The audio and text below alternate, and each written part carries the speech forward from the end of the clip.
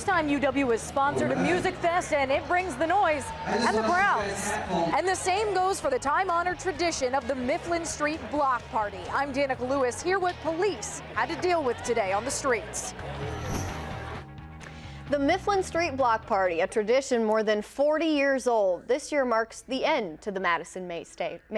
Good evening, everyone. I'm Jennifer Hoff. It started in 1969 as a street protest, which turned violent. Current Madison Mayor Paul Soglin arrested even back then. Then it turned into a peaceful political and social statement, but then turned into more of a drinking party in the late 90s. And last year, hundreds were arrested, and the party cost taxpayers $196,000 in police costs. News 3's Danica Lewis was near campus today to see if a turn of tradition could maybe be taking place. Danica? Well, Jennifer, Madison police certainly think so after seeing all the numbers come in today. After a near fatal stabbing, sexual assaults, and extreme intoxication at past events, the city pushed for self-policing on Mifflin Street in the days leading up to the big block party, and it may have paid off.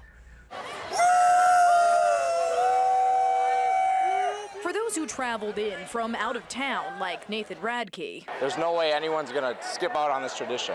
No matter how many badges you throw at the street, someone will still throw the party. Why break the tradition? I mean, if you can patrol it like this, I don't think anything bad's gonna happen. And nothing bad did happen. With far fewer beer-bearing badgers on Mifflin this year, citations were down by hundreds. Officers were sent home mid-shift, and no significant arrests were reported. This after the city denounced the event for being dangerous and expensive. This is going to be the new Mifflin. Certainly we will not need the numbers of officers that we've had on the streets in the last many years. Union South looked surprisingly similar, with heavy police patrol not on a street, but around a stage. I'm having fun here, so. Kyle Rack was fine paying $5 to get into Revelry, but the bruise? The cost for a beer is $6 a beer, and that's a little steep for students. The organizers of the UW-sponsored Music Fest say it wasn't supposed to be a substitute for the block party. Our standpoint the whole time has never been anti-Mifflin or alternative to Mifflin.